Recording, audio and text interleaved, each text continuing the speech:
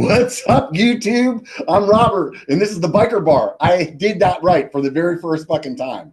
And this is episode 4. I'm live streaming from the Sahara Desert or my fucking garage. Jesus Christ, it's hot. So this is the 4th episode. So that means that I've done this 3 times before. If you haven't caught the fuck on, this is the Biker Bar. It's a little weekly live stream that I'm doing now, talking to different people and hopefully entertaining you guys. If not, I guess fucking move on. There's plenty of other channels on YouTube, right? So this week I have Jeff Lenosky, and he's coming to me all the way from the other side of the country, I think. And we'll go ahead and let him introduce himself as to who he is, and we'll go from there.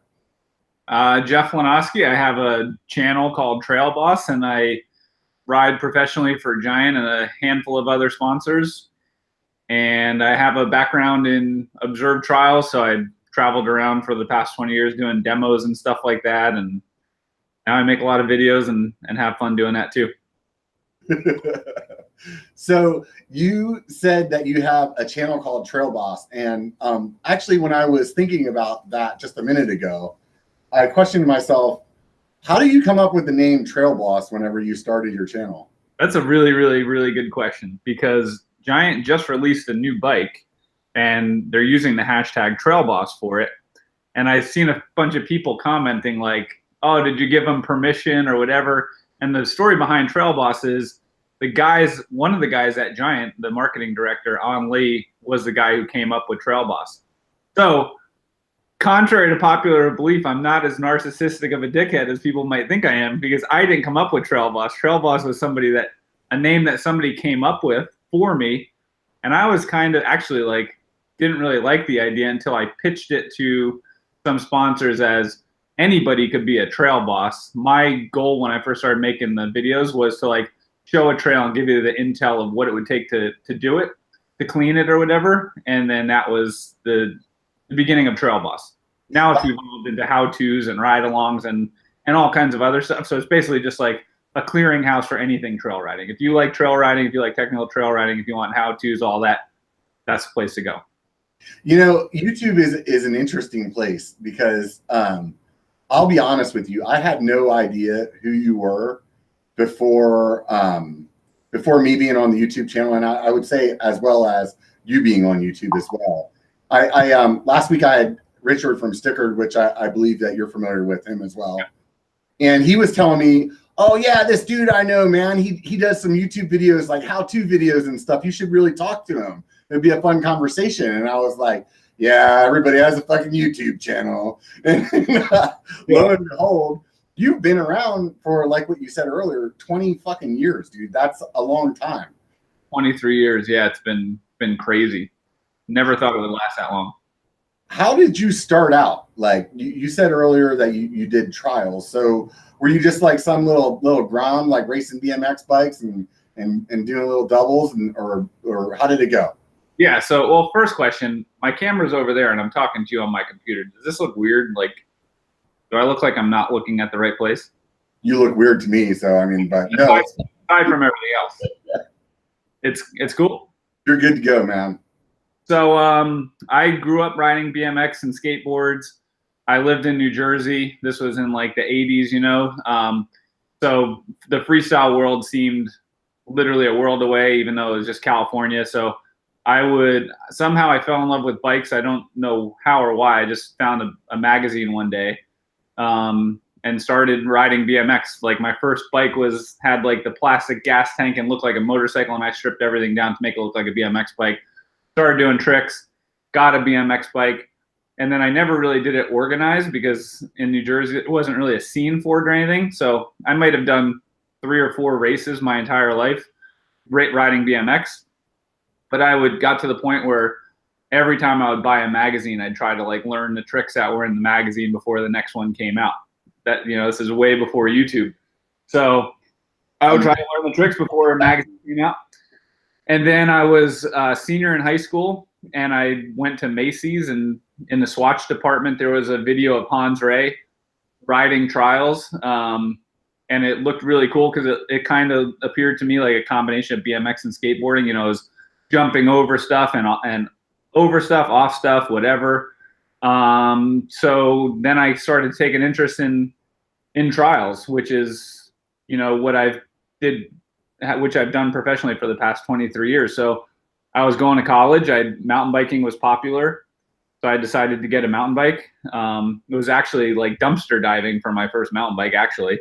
I just like pieced together a mountain bike, and I figured for me being 6'4", a mountain bike fit me better than a BMX bike because I was starting to outgrow BMX. That's kind of why I got into skateboarding, because I figured there was less of a height limit. I remember seeing like Tony Hawk was really tall, so I just like street sports like that. So I figured, too tall for BMX, I'll do skateboarding. Then I got a mountain bike because it was a bigger bicycle. And next thing you know, I was going to college and thought it would just be for fun, and I would ride it downstairs and over ledges and everything on the way to class and whatever, kind of just like imitating the stuff I did on BMX and skateboarding, and watching the Hans Ray stuff and everything. And then that summer I got a job at a bike shop, and back in this was probably like 1990 then by this point. And trials was actually kind of popular at events because people would do cross country and downhill and trials. They'd all do it on the same bike. And basically, while they were tabulating results and stuff, they'd always have like a trials competition in the parking lot. It's funny that you say that, because I just watched this video the other day on YouTube. It was like basically like the history of mongoose. Okay. And they went through that same thing in the video where they were talking about, and it was like almost a trip down memory lane for me, but they were like, basically mongoose kind of came about because they invented a better wheel, and then they started, doing BMX bikes. Yeah. And they were just really focusing on that. And then all of a sudden there was this like grassroots kind of freestyle and trials that kind of came up out of nowhere. And it was just like, kids, I think that couldn't race or didn't live in a spot where that was available or whatever. It's like, hey, let's go out and just dick around on our bikes, and I think there's a natural progression, obviously, like you said, getting bigger and taller. And I mean, I was 6'1" when I was a freshman in high school, and I rode BMX every day then. And the last time, I'm only 6'2" now. And the last time I tried to get on a BMX bike, I'm like, I don't even know how I fucking fit on this thing. Must look like a praying mantis on a freaking like kid's bike or something, Yeah. And nowadays, BMX bikes are way bigger than they were. Like if you see a vintage bike nowadays, it's even tinier than a BMX bike nowadays. Like BMX bikes today are fairly large compared to what they used to be. Yeah, they actually build them for adults now, So that's basically, like, to your point, that's probably why like I gravitated towards trials, other than the fact that I enjoyed BMX and skateboarding, and that was the closest thing for mountain bikes. But it's also like a matter of accessibility. Back then it was just easy for me to go out every night and ride around the college campus. A lot easier than it is to get in the car and drive to trails or whatever. So I would do cross country and I would do downhill and all that. But the easiest thing was to just hop on my bike and go ride on the curbs and benches and everything right in front of my dorm and apartment or whatever. So yeah, that's we would go, when I was in high school, you can get out of school and we'd go grab our bikes and just ride around town and hit all the local jumps. And you'd ride 5 miles the other side of town so you could do this one jump that would go over the street, or, this other jump. And like the best day of the week was like garbage day, because we just ride down the street and do kickouts on everybody's recycling bins and just be like shitheads, Oh, can you jump over that trash can or whatever? And my mom's boyfriend got into mountain biking, and it was kind of like something I just did with the adults, and other than that, it was like, oh, I ride BMX all the time. That's like what we do. And then the mountain biking just kind of grew on me. And then after I got older, it was like the BMX I'm not as resilient as I was when I was younger. So the mountain biking seemed to be a better step, but I don't know if that was really a wise decision or not, but yeah. So one quick thing that to touch on what you just said, two of the coolest experiences I've had recently has been in the past month. I've met two grown men at different festivals who got into mountain biking because of their kids. So with you and I, it was always like you saw older dudes riding mountain bikes, so the younger kids got into it because of grown-ups. And I just met two like 40-year-old dudes who both got into mountain biking recently, never rode bikes before, but they got into it because their kids got into it. And one kid got into it because he saw a Seth video, and the other kid just like was snooping around YouTube and found mountain biking and got into mountain biking, and as a consequence got his dad into it. And Yeah, it's so see that fun. because for my whole life I've always seen dads get their kids into mountain biking, you know, because it was a grown-up sport, and then they get their kids into it. I met 2 dads whose kids got them into it.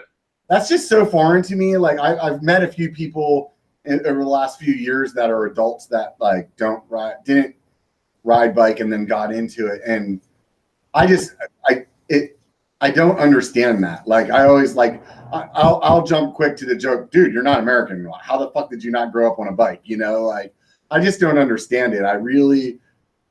It's so weird to me to think that somebody could be 40 years old and never really ride bikes. You know. Yeah.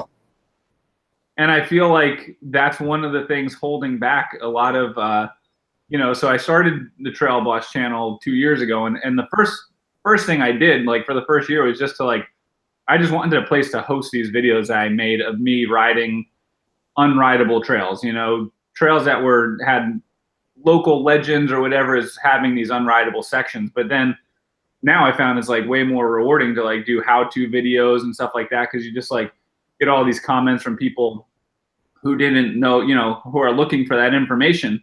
And just having that stuff on YouTube is like getting so many more people into it. Like both those kids, they were just snooping around on YouTube, and they found those videos, and their dads didn't ride bikes before that. And I feel like growing up as a kid riding a bike made it so much easier for me to like, so when I got my first mountain bike, I was 18, but I already knew how to bunny hop and kick out and jump and whatever. So I already had like those basic fundamental skills. And you'll meet a lot of guys now that like get into mountain biking when they're 20 or 30 and they don't have that background, and they never take the time to play on their bikes with their friends. They're always like going on a training ride or going on a group ride, and you don't want to hold people up when there's like a technical section you want to work on or whatever. And they worry about fitness and staying with their buddies and whatever instead of just playing. I feel like if you just went out on your bike twice a week and played for a half hour, you know, as a grown up, you would improve your mountain biking so much just by going out, doing kickouts. I have an 8-year-old son. I still go out with him all the time. He rides his bike, and I still jump curbs and do all the, you know, just play on my bike, because that's where you like learn those skills and then you take them to the trail. I think, you know, that's a good point that you bring up. I think it's kind of like people get, especially like in the mountain bike world, there's a lot of people that get really focused on the like ride time or like super pushing or things that we'll just like roll them up into like Strava people, you know. And I will say my favorite mountain bike rides are the ones where we just dick around, and it's like, oh, we come to this one section and we you know session it 3 times, and we're like, oh dude, do you see that line right there? Oh, let's try that. And then stand around and make fun of each other, and that's a good time. I mean, there's a time and a place to go out and like hit it, and maybe you're trying to do that for fitness reasons, but I think you grow a lot when you do, like, just like you said, like you take the time to kind of screw around, and there's different things too that like when you stop and you look at something, you get like a whole different perspective of that obstacle. And then you're like, oh, wow, you know, like that thing that I just rolled over, now that I'm stopping and looking at it, I can actually see how big it is. So maybe this other obstacle that I would have been afraid of because the way it's at, where it's at, I'll feel confident in now because I took that time, you know? Totally. Yeah, that is like when mountain biking first, you know, for the past 10 years or whatever, it was always like about getting on your bike and getting fit, and you don't stop to smell the roses and play on your bike. Like you said, it's always about like get your workout in, stuff like that. And then mountain biking has been transitioning to more of a lifestyle sport. You know, it's about hanging out with your buddies. The bikes are getting better, longer travel. You know, they're more fun to ride. It's not just like this hardcore cross-country race bike. But then Strava came out, and I feel like kind of cooling off a little bit. But even I was subjected to that. Like the first year Strava came out, it's like every ride you go on, you want to like just hammer. And it was actually counterproductive because I would either go on a ride and it's no fun because you want to try to beat all your previous times, or if I'm not really feeling it that day, then I would totally like lay up on purpose because I don't want to like kind of try and not get it and be disappointed. So it's just like screwing up all my rides because I would either try too hard or I would purposely not try instead of just like going out and not thinking about it. So I hardly even Strava anymore. If I do, it's just like to record mileage and just kind of keep an idea of like my Garmin uploads. But my Garmin uploads to Strava, and I like it that I can go back and be like on a run where I think I did good, look at it and see how I did compared to some of my other stuff. Yeah. But as far as like beating times and stuff like that, there's really like one climb that I use as like a benchmark of my fitness. And that's usually really the only one that I like will get on and try to hammer to beat a time. Yeah. I never really came into Strava when everybody was doing kind of like what you said, because for me, I'm not a person like even when I was a lot faster than I am now, people would tell me, "Oh, dude, you should race downhill. You're like really quick." And I would always be like, "Dude, I don't really give a shit about racing. Like the only people that I want to beat is like just my buddy. You know what I mean? So I can just talk shit to him. And I don't want to pay to ride a trail that I could fucking ride for free. So fuck that. I'm a cheap ass.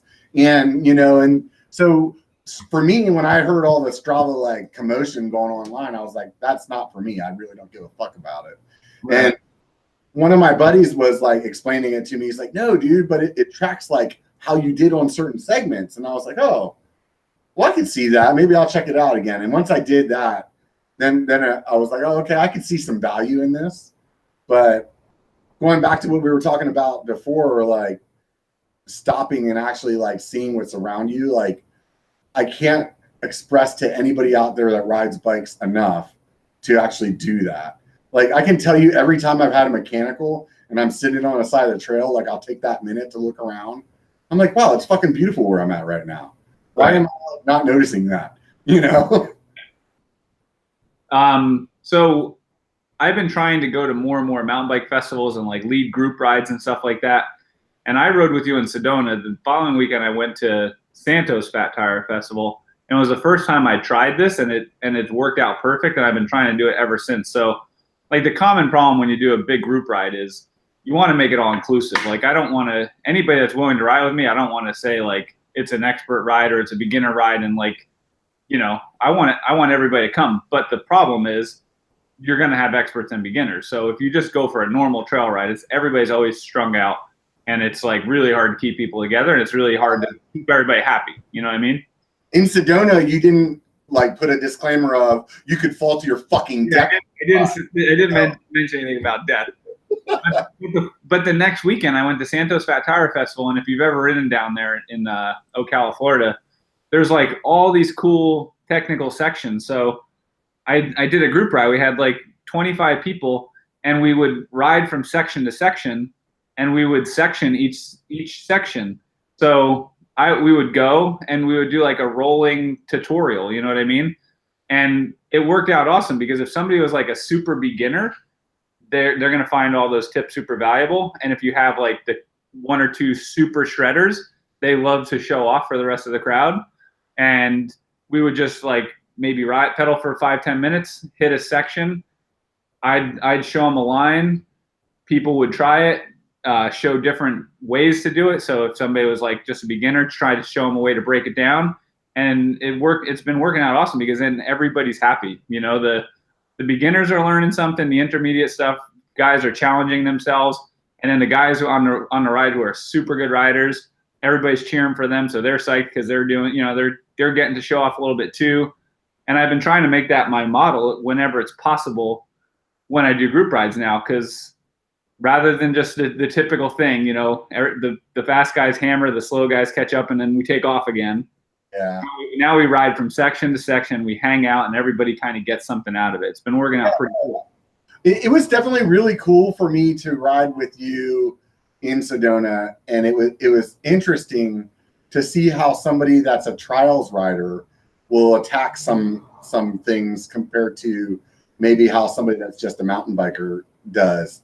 Because like we went up this steep kind of steppy section on the trail for the people that weren't there.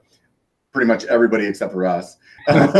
and most guys would kind of like look at it, see a line, and just try to hammer their way through that line. Right. And like I was watching you, and you would get to a spot where you'd like, maybe you're like, I can't quite pedal over that next spot. And then you guys, instead of like trying to track stand for a second, decide what you're doing and muscle it up, you'd like, okay, well, I'm just going to kind of bunny hop over this way. And then I'm going to hop up this one and then hop up this one. Now I feel like I can pedal and then ride away. It was just really interesting. I'd ridden only one other time with a guy that rode trials as well. And he did the same thing. It was just like a completely different way of looking at obstacles compared to how most people ride. Yeah. I mean, if I would guess that half the people that are watching have no idea what trials is, because it's pretty obscure discipline of mountain biking. So whenever I do demos, I say it's not about how far you go. It's not about how fast you go. It's just about bike handling. And when you ride trials, it's pretty much all technique. Everything has like a 1-2 with your pedal, or how you pull up on the handlebars, or like the timing of your hands, braking and your foot pedal or whatever. So being a really good trials rider isn't going to necessarily make you a good mountain biker. I feel like being a good mountain biker translates opposite the other way. Like, I know plenty of guys who are great mountain bikers that can translate into trials a little bit better than vice versa. But having those skills to be able to like stop and correct on the trail, or like you said, do a bunny hop or whatever, they're invaluable. And so now I spend most of my time trail riding, but all those years of trials riding definitely come into play on the trail. Like, if I'm climbing something and I have to stop for a second, it's not a problem to get going again. Whereas like, most riders have to steamroll up, and if they lose momentum, they're going to just unclip and put their foot down. Right. I could stop and go again. I'm kind of thinking of like doing another tutorial about like how it's important to learn to go slow in order to go fast, or something like that. Because like, learning how to track stand, learning how to just do like little correction hops will help you on the trail. It's super valuable. I think track stand is one of the most underrated things that you have to be able to do on a bike. Nobody really talks about it, but like, honestly, like, anytime that you're in something hairy, like even if you're going through something that's really chunky, I mean, sometimes you'll get hung up and you need that like second or two to get your head together, and you don't want to put your foot down. You know what I mean? Like, that's the name of the game, right? Like that's like quitting. So it's like being able to have that control to do that. I ride a single speed to work sometimes, and that's one of those things. Every time I get to a stoplight, is I want to see how long I can track stand. Can I track stand long enough to not have to put my foot down? And it's a silly game, but it's really, I mean, it comes into help. It really helps out on the trail when you're kind of tackling an obstacle. That's exactly what I was saying. Like, commuting to work and doing those little things where you're just screwing around will totally help you on the trail. Yeah. Because you're learning how to track stand, you're working on all those skills. Then when you go for the ride on the weekend, you got it down because you practice it.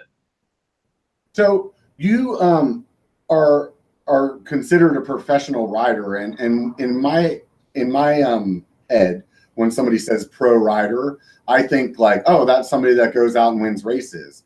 And you don't go and do races. So like, how is it that it works for you? Like, what, I would assume that there's different kinds of pro riders, and what place do you fall into?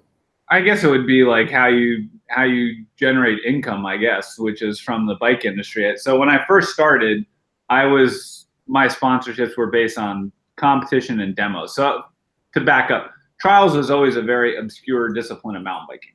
So if you were a cross country racer or a downhiller when I first started, there was magazine coverage, and well, basically magazine coverage because nothing else existed. So it was very simple. You win a race and you get a picture in a magazine, and you could kind of argue whether or not you get paid for the actual win, or if you're getting paid because the win produces a lot of media around it, But basically, when you're winning races, you get paid. As a trials rider, there was no media coverage for trials other than Hans making some VHS tapes back in the day. Like, it would randomly be in a magazine once in a while, but not very much. So in 1993, I won. It was my senior year of college. There's a spider on my freaking lens. You little cocksucker. Sorry, I'm like, can't even focus on you because I'm just watching the little bastard crawl. Go ahead. So in 1993, I won my first national championship at trials. And again, like I tell everybody, I started mountain biking in 90 or whatever. So it seems like it was very quick, and it kind of was. But I spent so much time riding BMX, I feel like all those years translated over, you know. The year that I won in 93, trials, I always had trouble when I first started riding trials when it was on natural terrain and it was like unpredictable terrain, wet, sandy, something like that. And it was very technical maneuvers. That's when I would have trouble. If it was like a big bunny hop or a big gap jump or whatever, that's where I excelled because I would always street ride from BMX and all that. So in 93, national championships happened to be in Traverse City, Michigan, and it was all man-made stuff. So it was totally perfect for me. Because I was able to do big moves and stuff like that. So I won a national championship in 93. And then the next couple years, I got a couple seconds or whatever. So in 96, I got picked up by Schwinn to be a sponsored pro. I was working a job and everything like that. There's a little bit more to the backstory, but like Schwinn brought me on board and made it possible for me to ride full time. So they offered me a salary, and it was.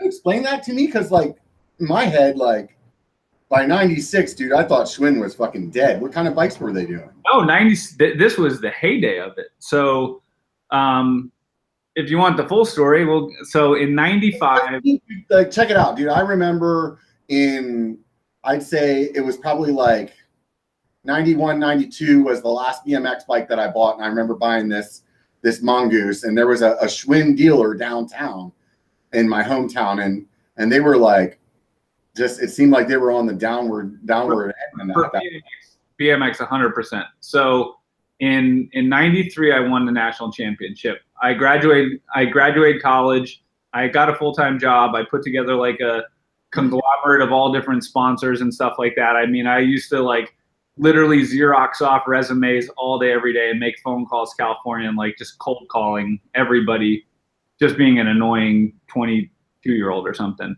So I would have like a frame sponsor, a tire sponsor, an inner tube sponsor, crank bolt sponsor, like every single piece. And I thought it was cool to have like as many as possible instead of just consolidating. You know what I mean? You're like, I need a fucking spoke nipple sponsor. You're not even exaggerating. Like it literally was that bad.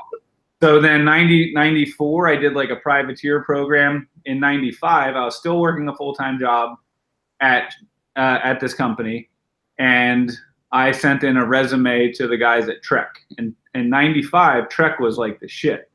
Trek, have you been mountain biking since 95? I started in probably 1990, I think is when I started. Okay, so 95 was when like Trek had all the OCLV stuff and their like Rocket Boy stuff, and like that was a really cool brand to ride for. Yeah. So Trek offered me a frame and a frame to do trials on and a complete bike to race downhill on, because I had my pro downhill license at the time. And I was like ecstatic. So I went into the local bike shop that I had worked at part-time, like through high school and stuff like that, and was like, oh my God, I'm going to ride for Trek. This is awesome, whatever. And they were a big Schwinn dealer. So they said, well, did you ever talk to somebody from Schwinn? And I was like, I don't want to talk to anybody from Schwinn. They're kind of lame. Like I got on Trek. Right. Yeah. And I had called Schwinn. I'd called like probably every single bike company there is to possibly call. But, I was just cold calling, and they, just said they weren't interested. Right. So the guys at the bike shop called Schwinn, and they talked to somebody, and, knowing what I know now, they just probably did it as a favor. They told the bike shop, we'll give them 2 complete bikes.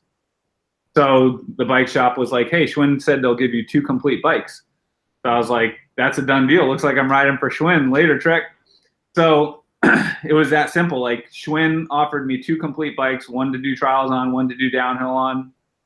And they weren't cool at the time. It was a decent bike, but it wasn't anything special. Right. So now fast forward to like May or June or something like that. There's a big bike festival going on in New York City. So a lot of the guys from Schwinn went out to the bike festival because they were sponsoring it. The bike shop that I got the deal through had a spring sale or something going on. And just as like a thank you, I was going to do a trials demo at it. So I got a couple picnic tables and some barrels and things like that. And I did a demo in front of the bike shop. So probably like the first demo I ever really did. Mm-hmm. And the guys from Schwinn came and watched, and I guess they figured I was pretty decent. And back then, like the only other person doing trials demos was Hans Ray. So if you went to like conventions and stuff back in the day, Hans would always be there doing his trials demos and stuff like that. So I was doing one at the bike shop. They saw it. They thought it was pretty cool. So they put me in touch with their PR agency. And then right around June, July was when they were doing this huge push because it was Schwinn's 100th year anniversary.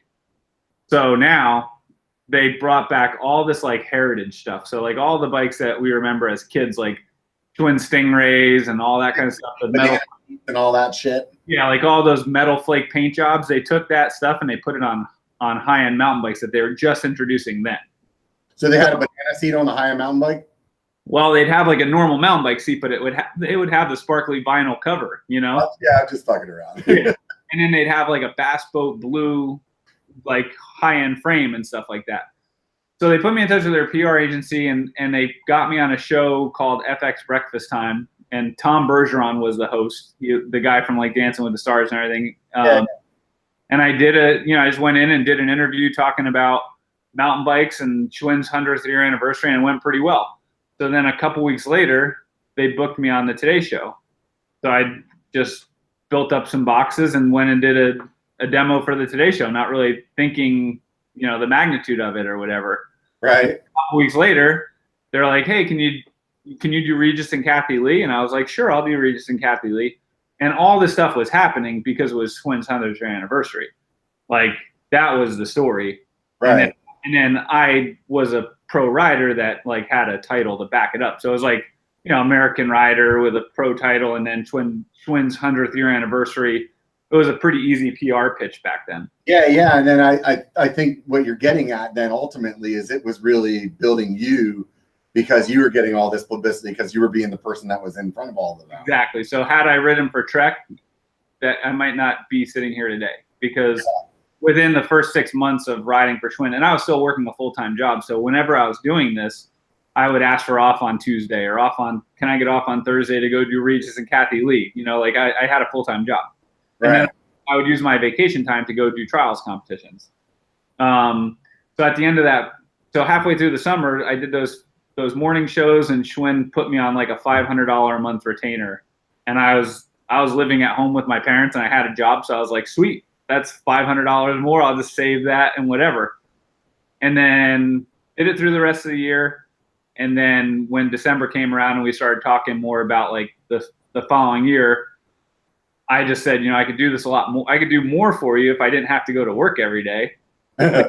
We had the conversation like, well, how much do you make at your job? And I told them, and then they're like, well, we can't pay you that, but we can pay you this to ride full time. And if you do demos at bike shops, then you could make up the difference. So that was 23 years ago. So my first contract with Schwinn was basically to just go around and do as many demos as possible. Like, you're basically like a touring band.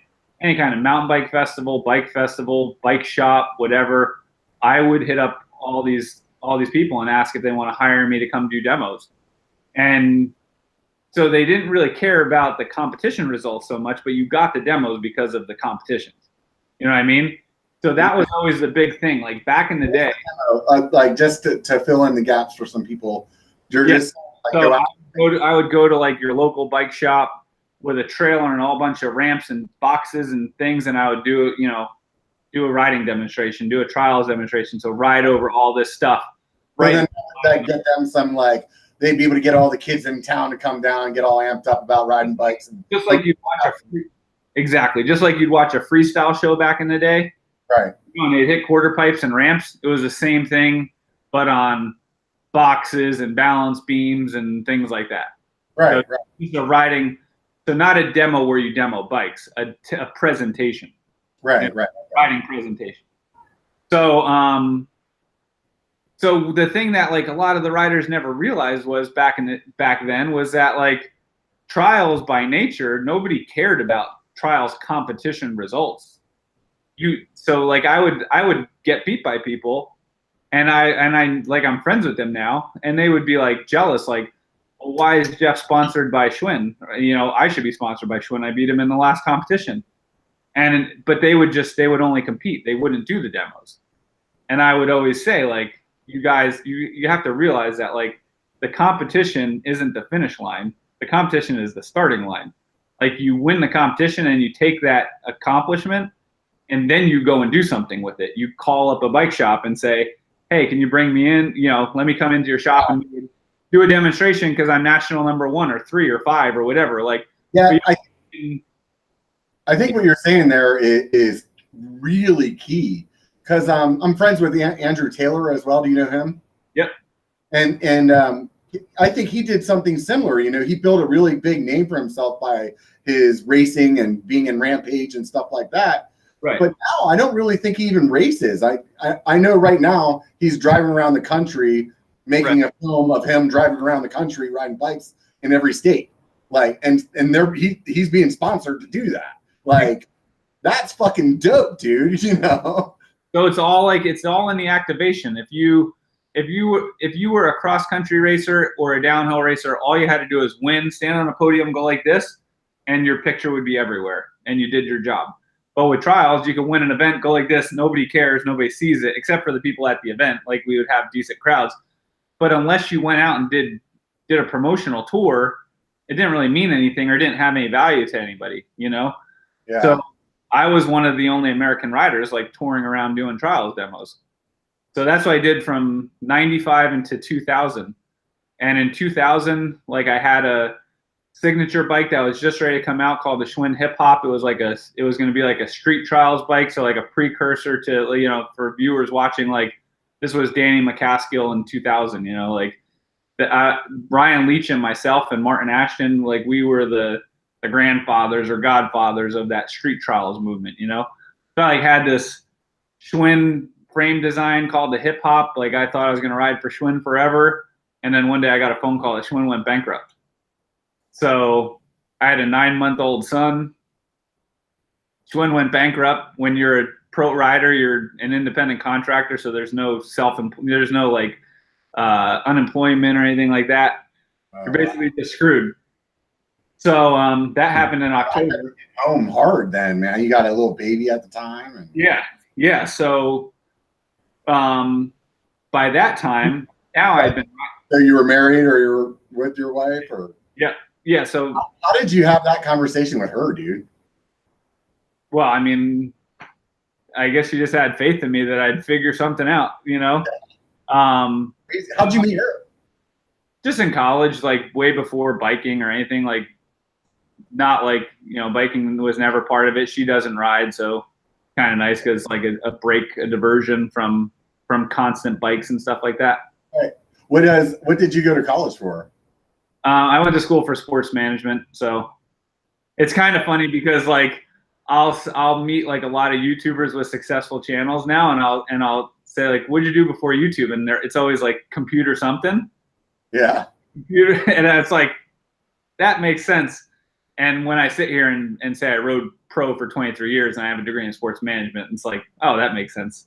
Right. It's always been like my marketing myself. Like, I could think of maybe a couple times where, like, a sponsorship has been handed to me, but for the most part, you're always selling yourself constantly. So in 2000, Schwinn went bankrupt. In 2001, all those companies were trying to get that business because Schwinn was a pretty big player in the retail market. So companies like Giant and Trek and Jameis were all, like, interested in having me do the same exact program just for them, So Giant. How long did it take for that to mature, like, to come about from the time that you're, like, fucking ass out on the street? Oh, that was October, and then I, like, went to Interbike. It must have been earlier than October. It must have been, like, September, because I went to Interbike, like, hitting the pavement hard. Yeah. And pitching everybody that because also the thing was, when I did all that stuff for Schwinn, I bought the trailer. I pitched the shops to bring me in.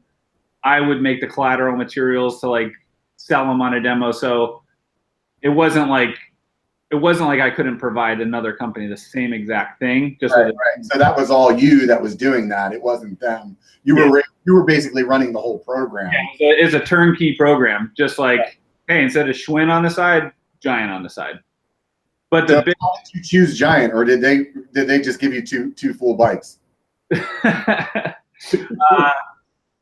So, and the difference was when I rode for Schwinn, it was when I first started, so I didn't know a lot of people. So I signed one contract with Schwinn, and then they would get helmet sponsors, fork sponsors, drivetrain, whatever, and you would just be part of a package deal.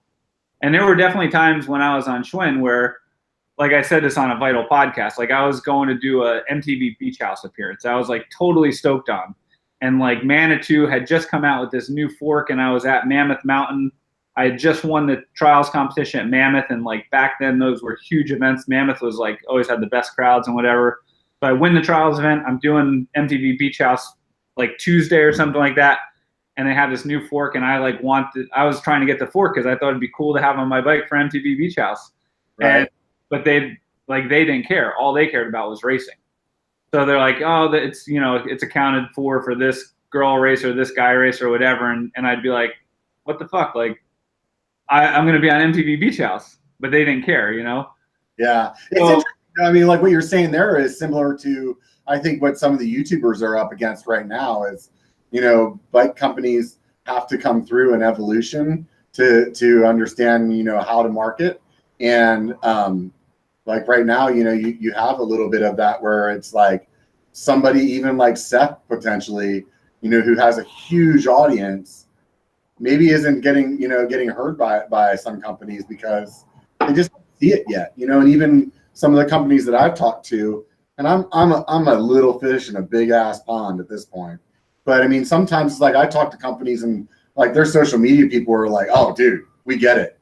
You guys are freaking dialed. You guys are bringing a lot of value, and it doesn't matter that you're not a pro rider or some super fit dude or whatever it is. Like they get what it is that we're doing, but other companies are like, whatever, dude, go fuck yourself. We got our marketing money's over here. You know? I think some of it is ignorance and some of it is the product, So I think there's certain YouTubers out there that have gotten partnerships that align perfectly with the audience that YouTube reaches. And there's some products like, I don't think you're going to see a YouTuber get sponsored by like Intense tomorrow or something like that. It's like too core of a brand. But for Seth, Diamondback makes like 100% sense because his demographic is the dude that's going to go into a Dick's and buy a Diamondback. He has a lot of really young riders too. Yeah. A lot of first-time riders. So that's like a perfect match relationship or whatever. It probably wouldn't be as effective for him to promote some super hardcore brand, but it's not what he is, So it's perfect. I think his partners are aligned with the demo that hits perfect. So how does Giant feel about you and your YouTube channel?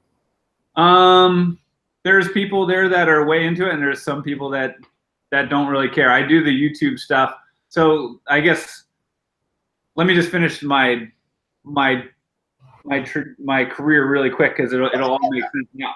So go ahead, finish up your career, dude. I mean, it was like 20 years ago when you won the 90. In my career. So all right, 22 more years to go.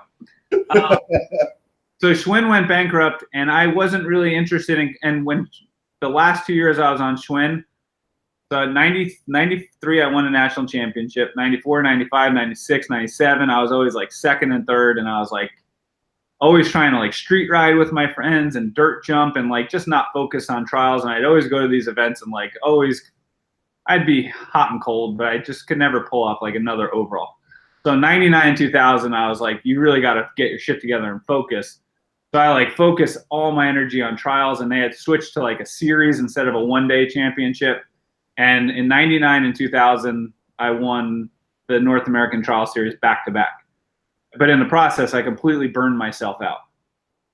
So then when Schwinn went bankrupt, I got offered to be in New World Disorder, which was like one of the free ride films back in the day. There was Cranked and there was New World Disorder. They were like the shot on actual film, like major production mountain bike movies. And there were two two major camps back in the day. And these were the videos that like dudes that sat in every bike shop would watch all day, every day, just like wear those things out. So I got offered a part in one of those videos. So when I switched to Giant, I pitched Giant on doing demos and just filming for the video parts. So the video parts would kind of validate why a bike shop should bring you in, because you were, in these videos that they watched every day. So that, even though it wasn't like a competitive thing, that was why I was like a pro cyclist, filming those video parts. There was like 12 people in the world that got in these parts, got in these videos. And I was lucky enough to be one of them. And then other than filming for that video part, I might do other video projects or something, but I would just do demos at bike shops. And I would hop in a competition occasionally here and there, speed trials, like where you race, or, occasional trials competition or whatever. And then that's what I did until probably 2010 or something. It just got to the point where the video, like when we first started filming these free ride videos, I can go to Germany, sight unseen, and spend 1 week and crank out a video part. The level of riding wasn't to the point yet where you had to like do such crazy shit. You know what I mean? I could roll into a town and just roll around with the cameraman and be like, that looks cool, let's film it, and in a week bang out a section. But the level of riding kept getting higher and higher and higher. So if you ever go on YouTube and search Lenosky New World Disorder, you can see like the progression from like 2, 3, 4, 5, 6. When it got to like 7 and 8, I would basically make like a hit list. And I shot everything around New Jersey, Philadelphia, New York, like where I lived, so that I could like spend all year scouting stuff. And then I'd still only have a week with my cameraman, but I would have like a list of exactly what I wanted to do.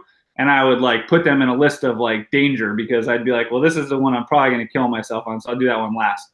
And we would spend like a week banging out these sections. And, then you'd go to Interbike and they'd have these huge premieres, and like, everybody in the bike industry would see it. And it was awesome. Like, it was a cool time. But that was also the time when YouTube started getting popular, and Danny came out with his first video. And I started to see that like I would have like 1 week to film a part, and it would take me a year of planning to do it. And I would be trying to do like, at the time, maybe 100 to 150 in-person demos a year.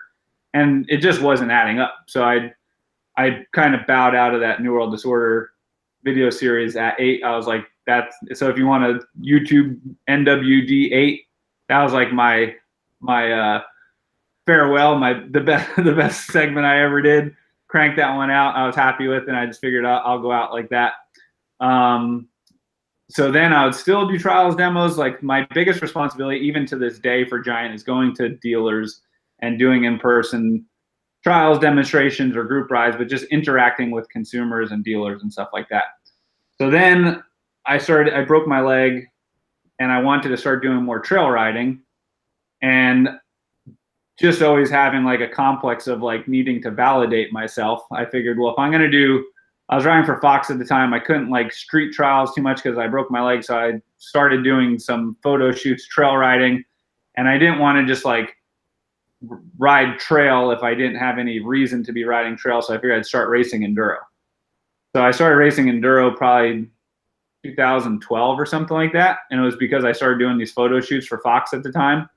And from 2012 to 2016 or 15 or whatever, I would do pretty well in like anything East Coast regional. I could podium in a pro enduro, like very consistently, won some overalls and like some big series and stuff like that. But I would still do trials, demos on the side, because that's always been like the one thing that I could do that nobody else really offers. Right. So over all the years, Giant would always be like, oh, you did a cool video part, sweet, but the demos are what nobody else is doing. Oh, you want an enduro, that's cool, but the demos are what nobody else is offering. That's always been what set me apart. So I'd always race enduros, and then 3 years ago, I was training to defend, or maybe I got second the year before, like in the overall. I was training to like come back, and my last training ride before I was going to race the following weekend, I was just kind of daydreaming, riding down the trail, not really paying attention. And I clipped a sapling and I fell and broke my shoulder. So I missed that whole fall of enduro racing, this East Coast Triple Crown, which was like a pretty big goal of mine. And then the following year, I had been talking to the guys at Pink Bike for a long time, and they kept trying to encourage me to do a video series, thinking more street trials. And they'd always say, like, you know, people want to see Lenosky ride street trials, and I would always try to wrap my head around, like, well, how often are you going to crank out a street trials thing? Like, even Danny and Chris Ackrig, like, you're good for one a year. You know, it's not like a series, like maybe one a year. So I wanted to do something a little bit more sustainable. And since I've always traveled around to bike shops, when people started seeing me race enduro and like trail ride more, it started to become like a recurring theme. Like when I go to bike shops, people would always be like, oh, I got the trail for you, you know, such and such, nobody can do this climb, or, oh, I know the trail for you. There's this rock section that nobody can make it through. And I thought that would be a cool idea for a video series. So then it was about 2 weeks ago, because I got the Facebook anniversary thing, that I started Trail Boss. And it was going to be to do a video series that I could like pump out once a month or something like that. And then I didn't think of doing it for YouTube. I was going to like make this video series to give to Pink Bike and give it to MTBR, like more like mountain bike editorial stuff. Yeah. I just put them on YouTube so that like there was a place to aggregate views, you know? And they did good they did really well on Facebook, and then on YouTube they'd get like a little bit of views because a lot of people would share them. But I thought that was interesting when I met you, that you had said, you were like, look, dude, I started my YouTube channel, and for like a year I had like 800 subs. Yeah, 800. Like, I didn't understand what the fuck was going on. Like, I've been riding bikes for 20 years professionally. What the hell is the deal here?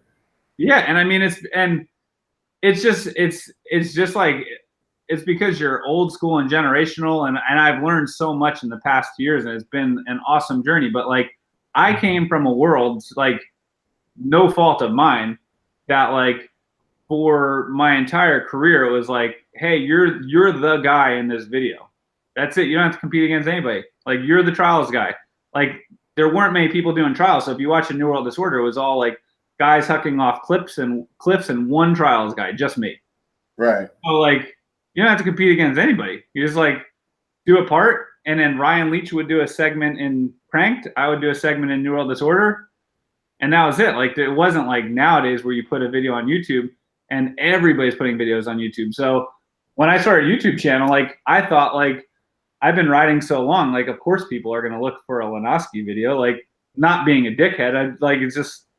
Yeah, no, I mean, it would be expected, dude. If you've been riding professionally that long, you would think, oh, yeah, dude, I should just be able to, like, people should be searching that. Yeah, but then you realize that, like, people aren't sitting around thinking Lenosky, you know, like, and like.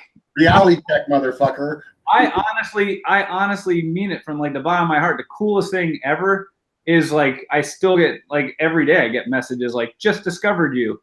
And like, at first 2 years ago, I was like, how did you just discovered me? Like, I'm doing something wrong if you just discovered me. But now I think it's like the coolest thing ever, because you realize it's like a totally different audience. And it's always like guys our age, or I'm older than you, like, guys, you're whatever. Like, it's cool that like they're learning about you and they're just finding you now. Like, it's crazy. It's awesome.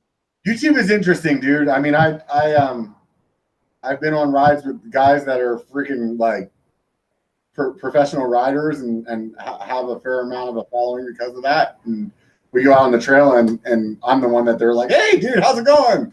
You know? So I guess that was like the longest way to answer your question of like, why do I consider myself a pro rider?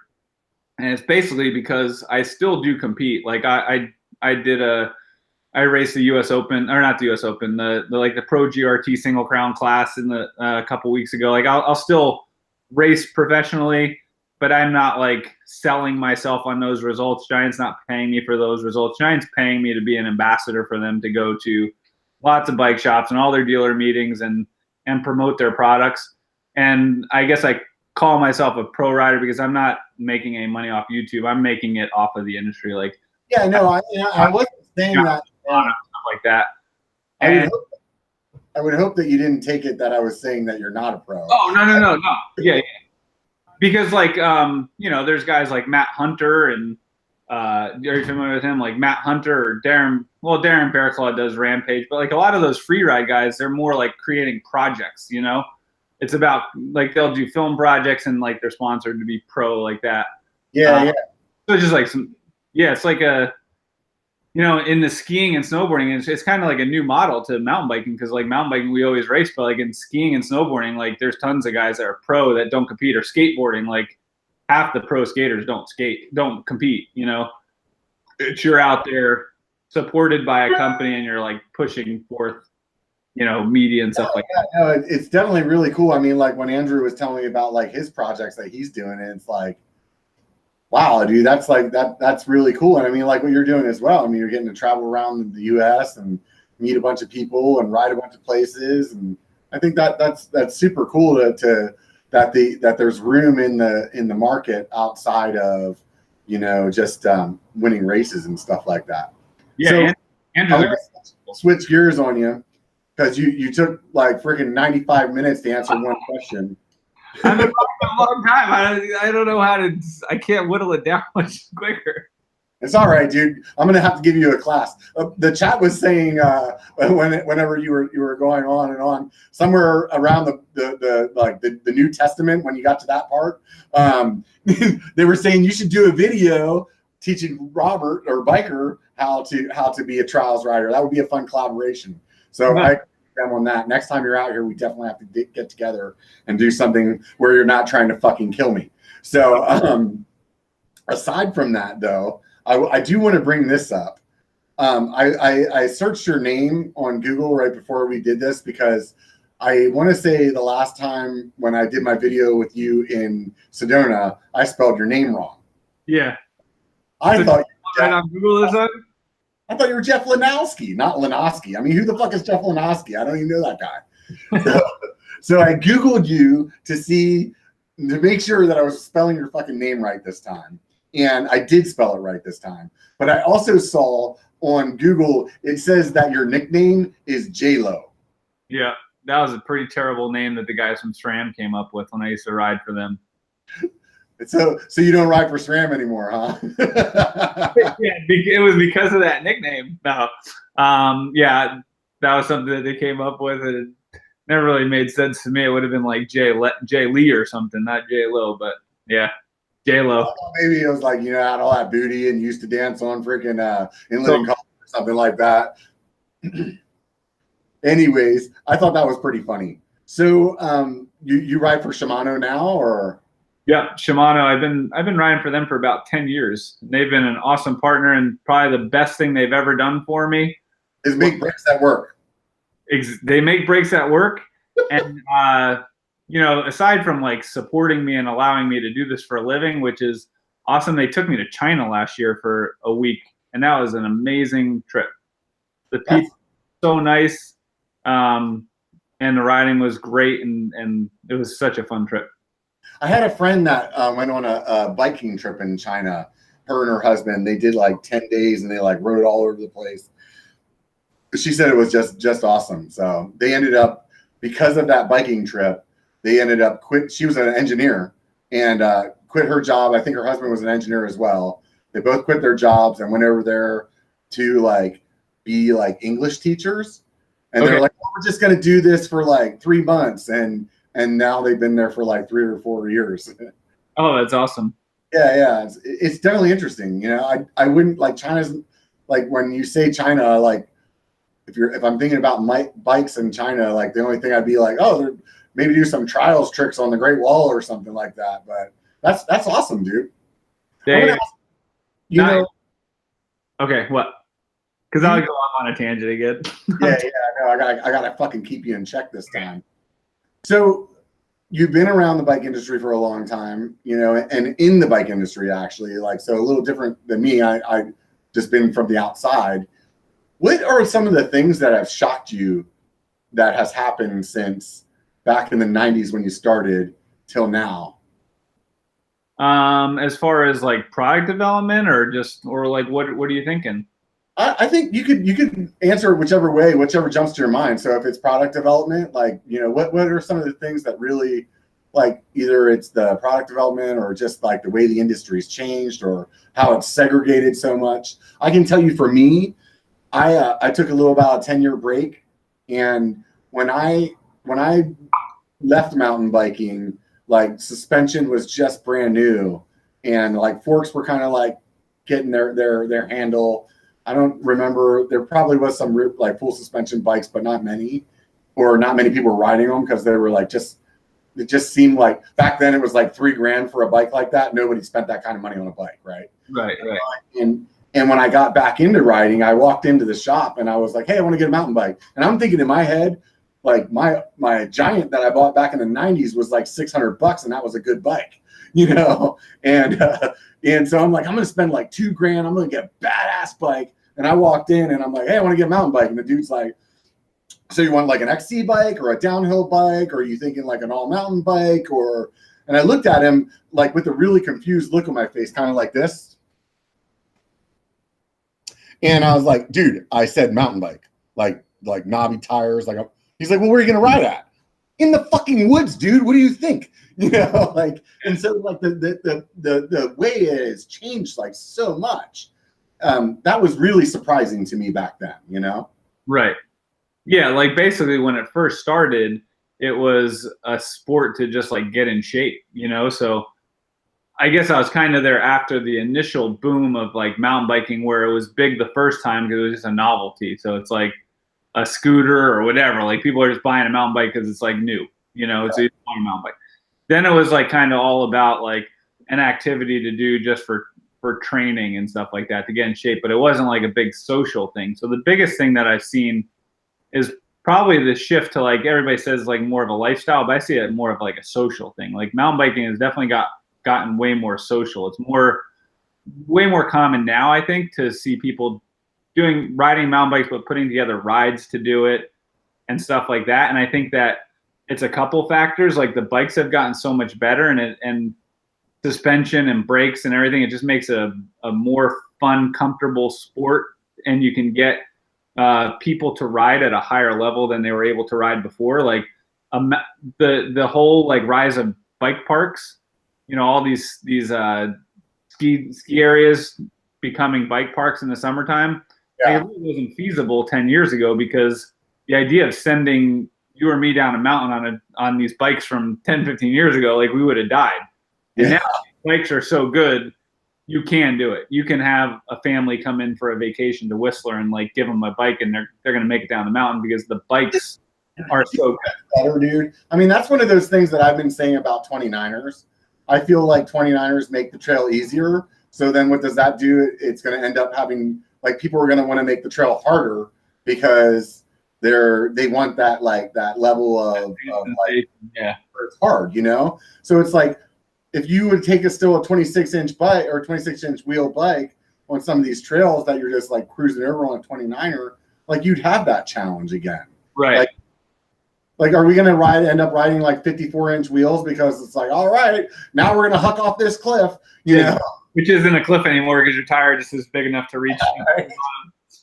But I think the bike development has allowed it to become more of a social sport, which I think makes it more sustainable. I like when I look back at my 30 years of mountain biking, I sit there and I'll be like, oh my God, that's right. I used to ride with that guy. He hasn't touched a bike in 10 years, or like, oh my God, that guy was awesome for 2 or 3 years. I feel like nowadays people that get into mountain biking, it's like more of a sustainable like lifestyle sport. It's about hanging out with your friends. It's about exploring trails and stuff like that versus like where it was kind of like a jock sport 15 years ago. It's like, I want to do it to train or just to compete. That's it. Like it was basically all like when I first started riding mountain bikes in the early 90s, like nobody even knew what the fuck they were. And as far as like trails went, I mean, honestly, there was no rules against us not riding on hiking trails. So like we did what we could, but with the technology back then, there was a lot of trails that we couldn't ride because of that. I mean, my first bike was fully rigid. Everything in Giant's line that year that I bought was fully rigid. Right. My bike was $1,000.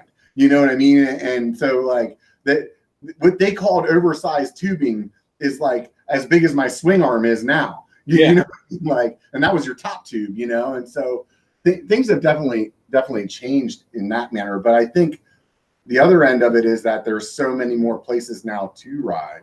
And that's because the bikes are so good. Like, you know, someplace you wouldn't have ridden 15 years ago, you can, like, it's totally rideable now. Yeah. You got low enough gears and you have good enough brakes and suspension going down. So it opens up all those doors of possibilities. So I think that's awesome. I think it's great.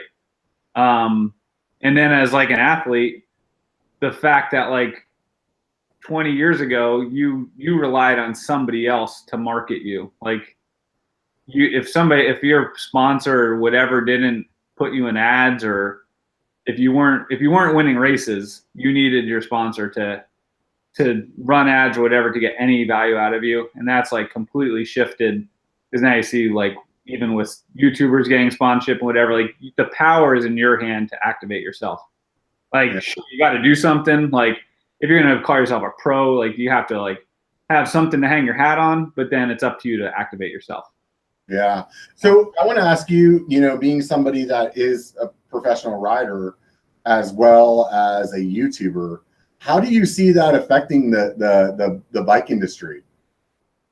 I think that, you know, for like top level competition, like there's always going to be a place for elite racing. You know, if your companies like DVO or Fox or Shimano, like you're always going to want racing, because there's no better way to develop products or test products than racing. And then also there's no better way to validate products than racing. So that's always going to have a place. That's not going to get replaced. Interesting though, because this is the deal. This is the way I thought about it. And you have a company that has margins that they meet, and that's how they budget off of, right? So they have a marketing budget. And before, the marketing budget would be, this is how much money we're spending on pro riders. And this is all that we can spend, because this is, you know, how our budgets work out, so that we make profit at the end of the year and we stay in business. Right. And then you throw in now these YouTubers that are like me, you know, that's like, hey, dude, I want you to sponsor me with some tires or something like that. And, or like with Cali with helmets, like now they're spending some of that money that they may have used to spend on pro riders on fat fucking guys like me that can't ride, because we have a social like media presence. But I mean, that doesn't all of a sudden make them more profitable now that they're like, oh shit, you know, oh, we'll just up the marketing budget by 30%, you know? So something has to like give and take there, you know? Absolutely. I think it depends on the product. You know, companies, I think for apparel companies, we're going to see a big shift in like them deciding between a racer or, you know, pro rider and a whatever we want to call it, YouTuber, influencer, whatever we want to call it. Yeah. Company like there's going to be some hard decisions. If you're Fox Racing or RockShox or Shimano, I don't think that conversation's there yet, because the reality is those guys are in a constant battle for development between those, you know, DVO is fighting with Fox and they're fighting with SRAM to develop the best products possible. And there aren't guys making YouTube videos that are going to test those products to the limits that they need to be tested to give them the feedback. And once those whole industries are supported by OE spec, so we as consumers are going to buy whatever on the bike. Like if you walk into a showroom and a bike has a Fox or a SRAM shock or a DVO, most consumers are going to buy what's on the floor. And those bikes are getting put on the floor because they've won the battle of development and they've gotten the OE spec. So with some of those things where it's like real high technology stuff, I don't think it's the YouTube thing's not going to affect it. But for helmets and apparel and energy bars and things like that, it's going to completely shift a little bit. So it just depends. Tools, all the things that like somebody could just pick up and give an opinion on. I see what you're saying. You know, at the end of the day, you need somebody being a professional racer to be like really testing your product, because that's what gives people confidence in it. They don't get confidence from somebody like me. Right. I mean, I've seen, like, I saw some interviews recently where like Seth has been compared to Aaron Gwin, and there's like the debate of like what's more valuable, Aaron Gwin versus Seth or whatever. If you're Slime and you're Diamondback and you're Box, like there's no doubt Seth is getting more value than Aaron Gwin. But Aaron Gwin, like, he started riding for TRP brakes 2 years ago, and he started riding for Onza tires. And like, I even laughed. I'm like, really? He's doing the cash grab riding for Onza, like, tires or TRP. And now, like, after 2 years of racing, there's, like, a lot of people that'll tell you TRP brakes are really good. There's a lot of people that'll tell you Onza tires are really good, and that's because he's, like, racing the highest possible level every weekend, and he's giving feedback and telling them that these tires suck or they're good or whatever. And he's bringing these tires to market. He's actually made them players, whereas they weren't 2 years ago. So it depends what your product is and what your objectives are. You know, if it was an apparel company, it's probably a toss-up. But if you're trying to develop a brake, you know, the top world-class racer is gonna be the guy. What kind of? So you're a big dude, like, you know, you're, as you said earlier, you're 6'4", I think. You're about what, 220, something like that? Yeah. So you're considered a Clydesdale. And what kind of brakes are you running? I'm running. So I always ran Shimano 2-piston brakes, but now they have a 4-piston brake that's even better. So I'm running the Shimano XT 4-piston brakes, and then I use pretty much on everything except like my long travel enduro bike, 180 rotors, and you just have awesome stopping power. So I was considering getting those 4-piston XTs because I used to have the 2 pistons. They were really good, but the price difference wasn't much between that and the Saints. So I'm a really big dude, so I went with the Saints, and they definitely freaking stopped. That's for damn sure. Yeah, you made the right call for sure. I think that Shimano, this is the thing, I didn't think my SRAM brakes were bad in braking power. I think the problem is that they don't dissipate heat as well as Shimano. And so for a guy my size, they would glaze the pads, and then I'd be getting this chirping, which was just annoying as fuck. And It seems to be something typical with SRAM, even with guys that are smaller. And when I'm looking at the design of like a Shimano pad with its heat sink on it and the way that their Ice Tech rotors are designed, they obviously got the name of the game being like, hey, we need to dissipate this fucking heat. Yeah. Yeah. Yeah. The 4-piston brakes for guys our size are good. Even if you're smaller, I mean, you can never have too much brake. I don't think so. There's definitely, I've read comments where people say certain brakes are too strong. I can't imagine a brake being too strong, but I think that's because I come from a trials background where like brakes are your most important thing. I think the only way that you know, and I've said this a bunch of times on my channel, the only way that you know if you have shitty brakes is to buy better ones. Right. And like, because honestly, like you ride to what you have, and you're like, oh no, these are great, and then you ride with better brakes, and then you're like, oh wow, like when you get on a bike that has really good brakes, the amount of speed that you can come into something with is so different because you know you can stop in this amount of time.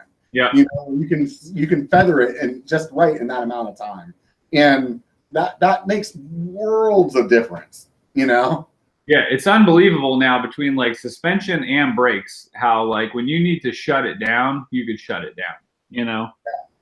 Yeah, it's definitely something else. I'm going to go ahead and say any of the people out there on the chat right now, if you guys have any questions for Jeff, go ahead and shoot them off, and I'll try to grab some out of there. Otherwise, I'm going to keep chatting with him about whatever the fuck I feel like. You drinking any beers over there, dude? I was, but I'm out. Oh, so you had that Dale's, dude. I just saw that. Do I have like a 15-second beer run? Yeah, you go for it, and I'll just run my mouth. Answer something for everybody. Right? So I think it's really interesting to have Jeff on the channel. When I met him in Sedona, I really didn't know the guy other than whenever the Richard from Sticker was telling me about him. So I had looked at a couple of his videos or whatever, and just didn't know who he was that well. And when I got to Sedona and I met him in person, he's just really genuinely nice guy. Like, you can understand why that he's such a great ambassador for the brands that he works with, because just a great guy. Like, when we went on that group ride, there was probably, oh God, I would imagine it was at least 30 or so guys that went on that ride. And he really did a good job of, like, you know, making sure that everybody felt like they were part of the group, like what he was talking about earlier. And I really respect that, because, you know, somebody that's been in the industry that long, to have the, like, it would be easy to understand if they had a little bit of a, like, hey, check out who I am kind of attitude. And Jeff doesn't have that. And I think that's what makes him probably so marketable to the companies that he works for, is because he's genuinely a good guy. And at the end of the day, you can't fucking fake that shit, even if your nickname was J-Lo. So if you want to just keep talking, go for it. yeah, no. So what I was going to say to you a minute ago, though, is did you get paid by Dale's? Who's the pale ale there? Oscar Blues. So, and what's the name of the pale ale? Dale's Pale Ale. Dale's Pale Ale. I never actually had that beer. And I watched your video. If you didn't get paid for that video, I would say, dude, what the fuck? Because you made me go out and try the beer. So for which one? When you did that trials video through their brewing factory. Oh yeah. That was super cool, man. How fun was that? Like, riding through the brewery. That was really awesome. So this is what's really cool. Like, I feel like I'm in such a fortunate position that, like, I honestly, for riding as long as I have, and there have been times in the past where, like, I've ridden for companies for money, and it was the first year I switched to Giant. So if anybody followed my career, they could probably figure out that there was one sponsor my first year when I switched from Schwinn to Giant, and I did all independent deals. I rode for a company totally based off of what they offered me. And I learned really quickly that sucked, because that whole year was like one of the worst years of riding fun factor wise in my entire career, because I was like stuck riding this one product that just sucked. So I tried to make it a point after that to never do that again. And now, like, I feel like I'm at a really fortunate place that all the partners that I have obviously are self-serving. Like, they allow me to ride my bike for a living, but they all do really cool stuff. So, like, with Oscar Blues, when I first started talking to them, obviously I thought it would be super sick to have a beer sponsor, but the conversation started with, like, they were sponsoring Nate Hills. So I knew Nate because I was racing with Nate, whatever, but Nate also has a huge YouTube channel, but he was sponsored by Dale's. And I was having a conversation with a woman that worked at Giant, and I just said, like, something in passing, like, oh yeah, this one guy rides for a beer company. That would be so awesome. I think we were, like, having a Dale's at an event or something. I was like, oh yeah, there's this one guy that rides for this company. It would be so sick to have a beer sponsor. And she's like, oh, Dale's my best friend. And I'm like, shut up. No, he's not. And she's like, yeah, he is. So she put me on this, like, group email with Dale and a couple other guys, like, introducing me. And Dale, like, so backstory, Dale, like, if you met Dale, you would think he was you or me. He's just like a totally normal dude. The first time I ever met him, I had no idea it was even Dale. I had just done a demo, and he came over, like, just in an Under Armour shirt and was just like, hey, that was a really good show. And I was like, oh, cool, thanks, man. And then, like, walked away, and then, like, an hour later realized it was Dale, and I was like, oh shit, like, probably should have paid more attention to the dude. Right. But Dale's just into mountain biking. So I, like, she sent a group email to, like, Dale and a couple other people, like, hey, meet Jeff.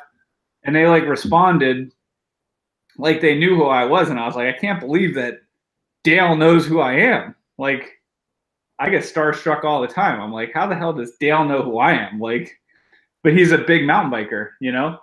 So we started talking, and it turns out, like, they have a foundation called Candade, and Candade does all kinds of activities to help at-risk kids. So they do musical instruments to at-risk kids.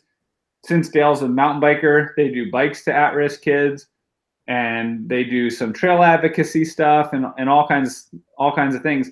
So when we started talking, I told them about how I do, one of the things I do is a lot of live presentations, and I do school assemblies sometimes and whatever. So it seemed like it was a perfect fit for Candade. And then that stemmed into an Oscar Blues sponsorship. It wasn't just like, hey, let me get some free beer and some money. It was, we have mutual. We both got that deal with Schwinn with 2 free bikes. I'd take a deal for two the beer, dude. That's the funniest part. Getting like actual beer is actually difficult.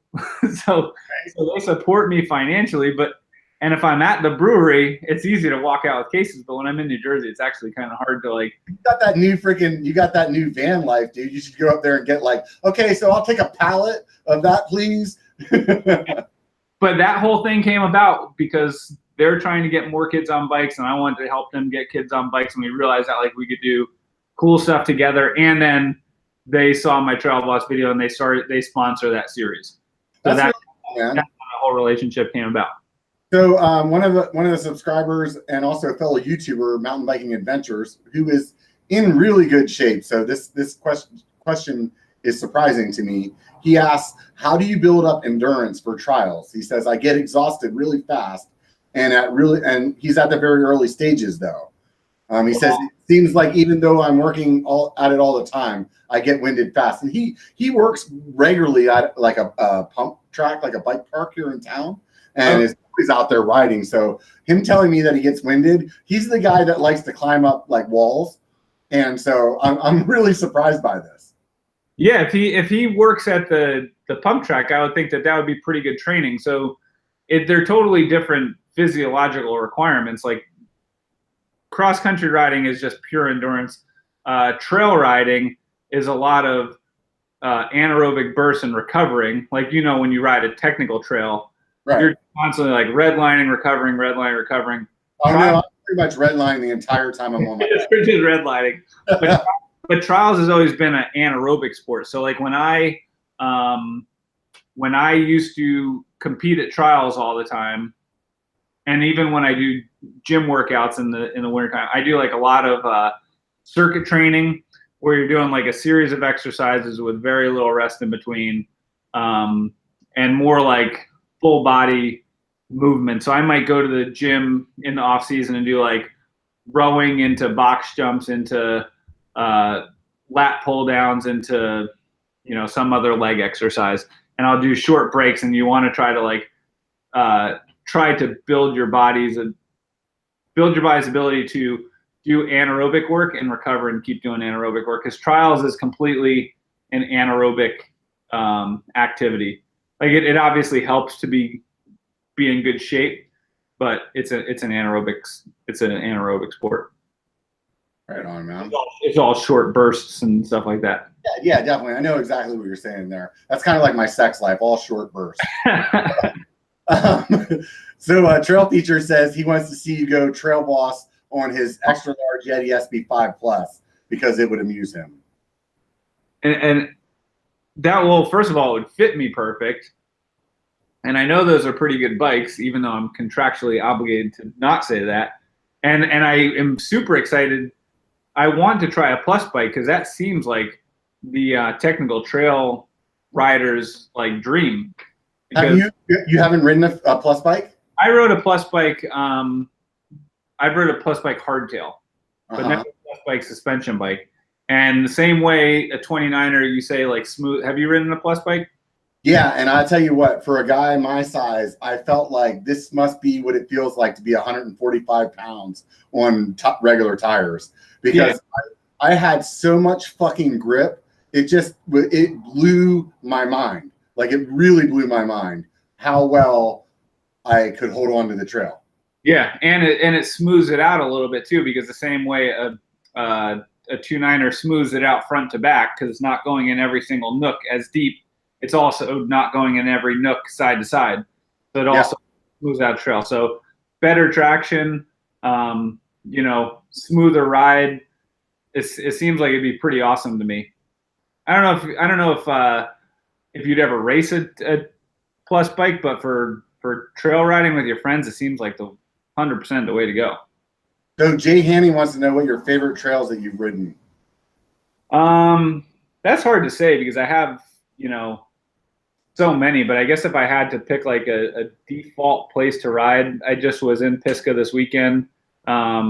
Pisgah, so Western North Carolina is probably one of my favorite places to ride. That place must just be fucking humongous, is it? It's really big. It touches Asheville, where a lot of the guys live. I hung out with Bobo this weekend. It was awesome to hang with him. Oh, right on. Yeah. I was out down there doing group rides and trials demos at a beer festival. Well, so I figured I had to invite him. So he came down and we hung out. It was awesome. Oh, that's so cool. So yeah. Like, is that like it's just a national forest or is like? Yeah, it's a national forest. And then how is there riding in there? Because I thought most like some national forests you can't do that, right? Probably because I ride in Tahoe all the time. That's national. I don't know what the fuck I was thinking. Yeah. I was thinking about something else. I was thinking about national parks. I think that's what it was. So yeah, that's probably what it is. Like Yellowstone or something. You probably can't mountain bike in, right? Yeah. Not yet. I think that day will come though. Yeah, but it's huge and it's pretty diverse, so it's cool too. But the reason that I like it is because I live in New Jersey, so we actually have pretty decent mountain biking here. I just always say it's not epic. You know what I mean? You're not going to go for a 5-hour ride in New Jersey. You're going to go for a 2-hour ride or something. After that, you're going to start doubling back, and it just, I don't know. I had Gene out here from Regular Guy Mountain Biking. Yeah, he lives pretty close to me. Yeah, and you've ridden Corral and Armstrong when you came out here before. Yeah, and we drove up around the backside of Armstrong, and we did about a 1 mile climb / hike a bike to get up to the top of the pass there, and then we descended all the way down Armstrong through Corral and everything. So that was like a 9-mile descent, and Gene was just fucking blown away. Yeah, like he's like, I go to the park and it's still not like this. Like with lifts, he's like, this is just, I can't understand how we're still descending. You know. And that's how I feel like when I go to Pisgah, you could literally climb for an hour and 20 minutes. Like just climb and climb and climb and climb and climb. If you go to my YouTube channel and you watch Barlow Gap or Bennett Gap, those are long downhills. Those are, 20, 30 minute downhills for the average person, like no problem. And like you climb to do that. Yeah, and when I ride in Auburn, I mean, and this is the thing, it's so different when, where people live, like what kind of riding that you do. It's interesting when somebody asks me like, hey, what bike should I have? I'm like, where do you live? And like out here, Auburn, which is our, like kind of my stomping ground. I mean, one of my regular rides is like, we're going to climb for 7 miles before we descend at all. Yeah. The craziest things with doing like the Trail Boss videos and stuff like that is when I first started doing it, MTB Project was a sponsor. So I would pick trails based off of like what was popular, like a popular trail that people say is super challenging. And then I would also go on MTB Project, which is user generated, and look for trails that are double black diamond or black diamond. And it's crazy the discrepancy you see between like what a Floridian considers a double black diamond and what an Arizonian or whatever you call it, somebody from Arizona or somebody from Colorado, what they consider double black diamond, because it's not like it's one central rating system. It's the locals saying what's a double black diamond. Right. And, there's been a couple times where like I'll do research and think like if you've ever checked out the La Milagrosa trail I did in Tucson, it says it's a double black diamond and it says it starts with a hike a bike, and I remember going there like being cocky thinking like, well, we'll see if this thing's really a hike a bike, like sure. And I got there and I was like, holy shit, this thing really is a hike a bike. I bit off more than I could chew. I eventually did clean it, but holy crap, it was like physically the hardest thing I've ever done. The moves weren't that crazy, but it's like at elevation and it's hot and it's steep and it's like unbelievable. And then you go to Florida and there's like this fast flowy trail that they say is a double black diamond. Yeah. But don't let that make you rest easy or whatever, because there are trails in Florida like you wouldn't think so. I love riding in Florida. There are trails there that are so technical and so hard. Some of the trails there, those guys do an awesome job. I'm just saying, like, one trail in particular, like, was double black diamond. I was like, oh, this is easy. And I went and did La Mila Grossa, and it was like impossible. But those Florida trail guys, they build some awesome stuff. Biking is so subjective. It's like there's no real way to like really scale how something is, because it's so fucking subjective. And it's funny what you were saying about that trail description, because I did a ride locally. I can't remember exactly where it was, but I remember reading online and people were like, oh, this climb, the first climb, it's like 3 miles. It just fucking blows donkey balls, you know? Yeah. And I remember I'm climbing and I'm like, dude, this shit is like fucking, this is like an awesome climb, actually. Like it's really nice. And I'm like having a chat with who I'm riding with. And I got that cockiness that you were talking about. And then all of a sudden I turned this corner and the shit show began. And I was like, oh, yeah, that was what they were talking about. So, go ahead.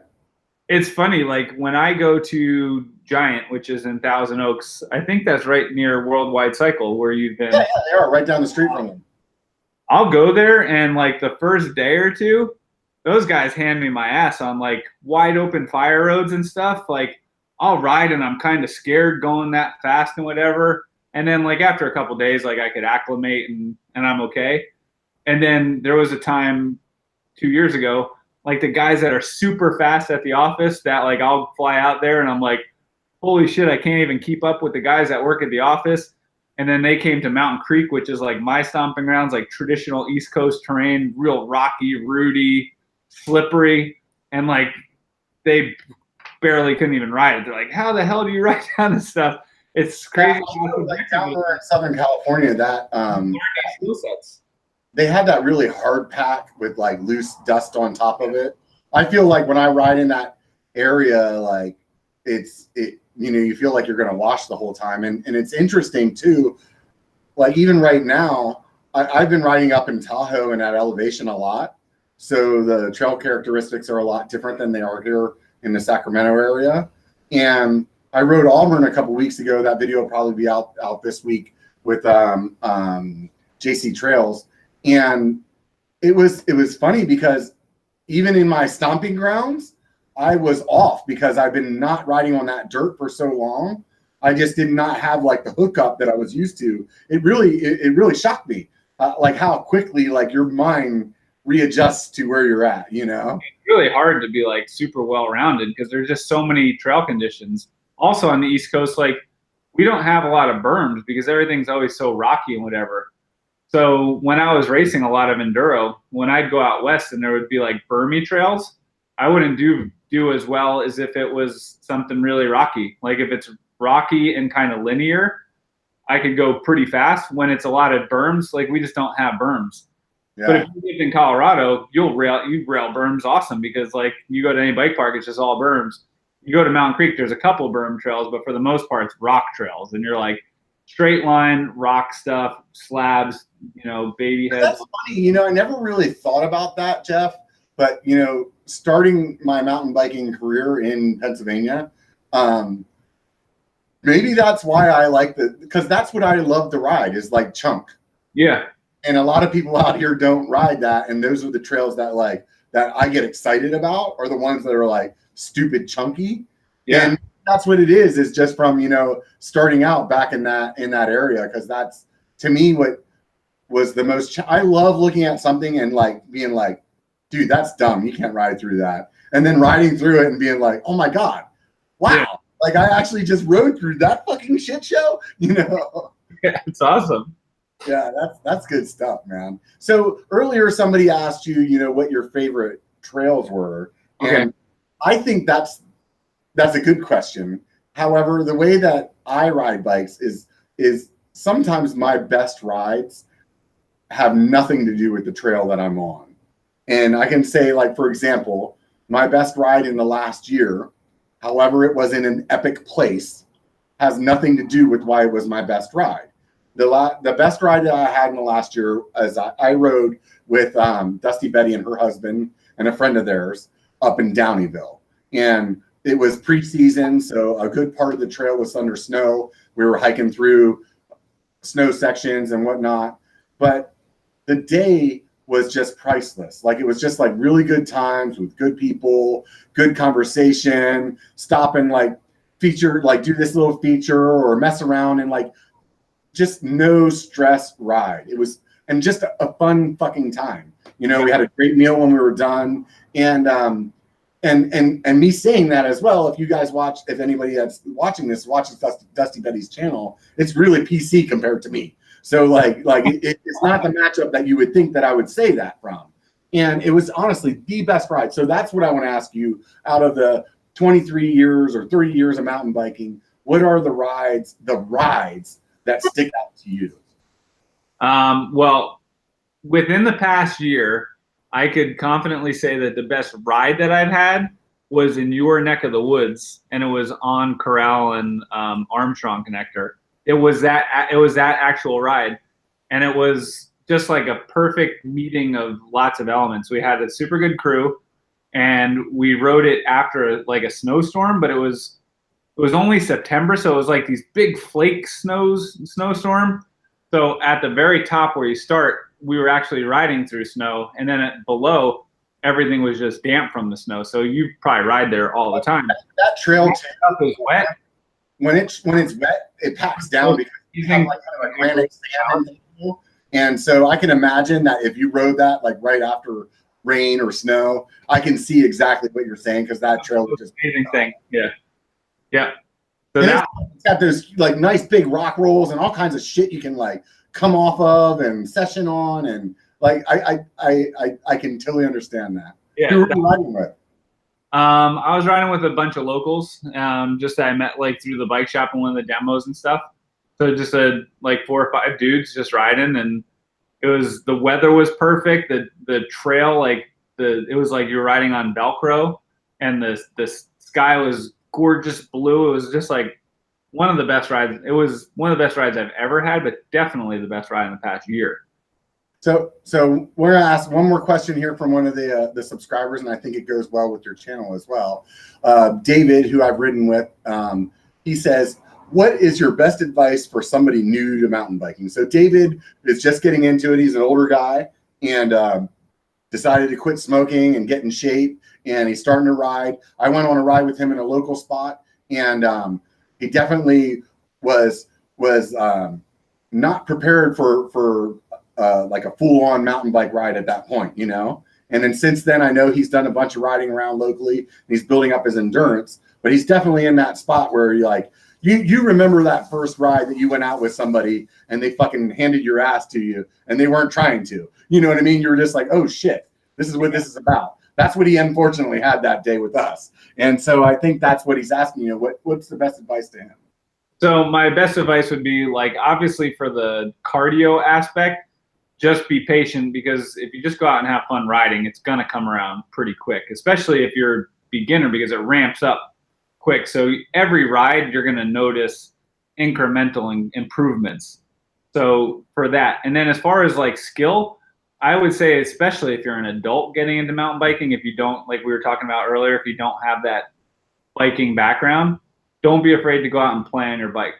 Either go to, if you live in an urban environment, just go cruise around town, ride your bike to dinner or something, hop curbs, play on your bike, go out twice a week and play for 15 minutes to a half hour. And that stuff is going to help you on the trail. Or if you go on the trail, don't be so concerned with like finishing the ride. Stop and smell the roses. If there's the rock garden that gives you trouble, go back and try it 2 or 3 times. If there's the ledge that you're afraid of, stop and look at it. Figure out how you can use the skills that you have to make it over it. But don't just like ride around it or walk down it and not give it a shot. Look at it. You know, don't be so concerned with finishing the ride. Stop and play and have fun.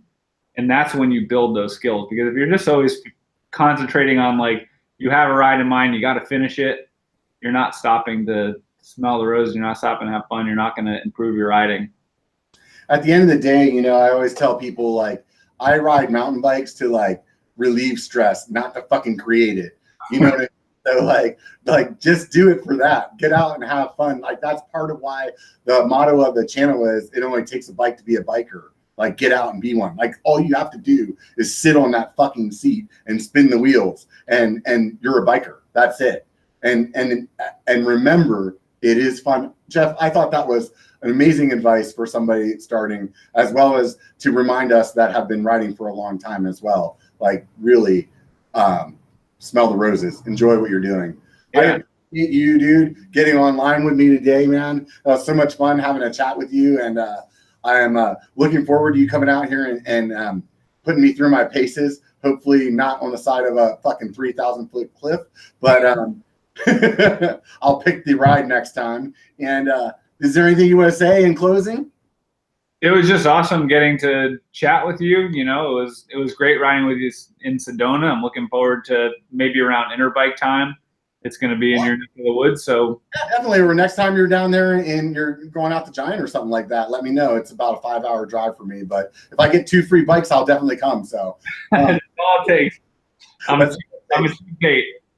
Well, hey, everybody, it only takes a bike to be a biker. Get the fuck out and be one, bitches.